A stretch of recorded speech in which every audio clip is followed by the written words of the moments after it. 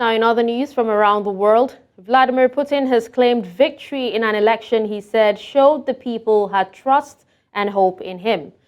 Sunday was the last day of a presidential election that offered Russians no real alternatives to Putin after he ruthlessly cracked down on dissent. Early returns after the poll closed showed he is poised to extend his nearly 25-year rule until 2030, with some 87% of the vote after about 80% of precincts were counted, according to Russia's Central Election Commission. Putin went on to say that protests during the election had no effect and that any crimes will be punished after the vote. 75 932 111 избирателей проголосовали за действующего главу государства. Это также рекордный показатель. Вот мы никому ничего не хотели показывать и доказывать. Now joining us to give us a bit more on this story is our international correspondent, Afua Hagan. Hello, Afua. Now, what has been the international reaction to the re-election of Vladimir Putin? Can you tell us? Well, there has been a fair bit of international reaction so far. I think the French ministry summed it up when they said that this election had taken place with repression, under the context of repression in civil society, no real freedom to vote, and more importantly, no real alternative candidates for other people to vote for. There were 3 other people on the ballot, but of course we're hearing that about 82% of people have voted for Vladimir Putin. That's where the repression in civil society comes in. The French ministry also said that they praised the many Russian people who peacefully protested against their attack on their fundamental rights.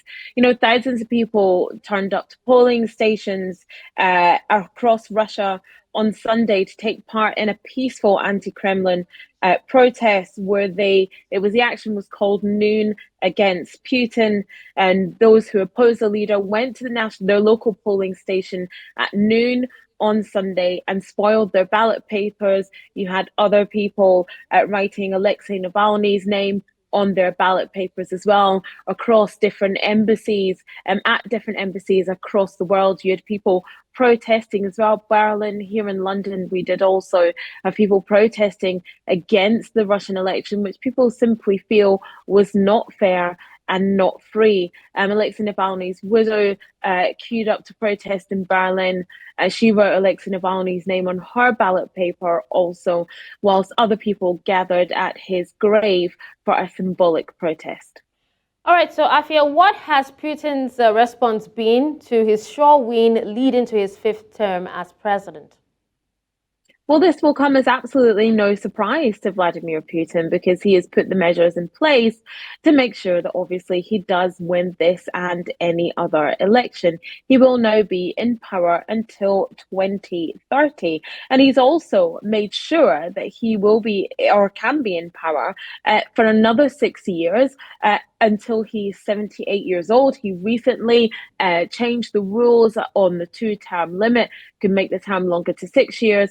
So he's been in power since 2000 as president, except 4 years since he was prime minister.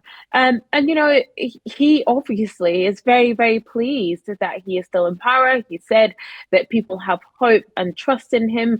He's still talking about the special military operation, otherwise known as the war in Ukraine. But like I said, this will come absolutely no surprise to Vladimir Putin because he made sure he put the measures in place that he will rule for another 6 years. All right. Well, thank you so much, Afua, for joining me and speaking on this.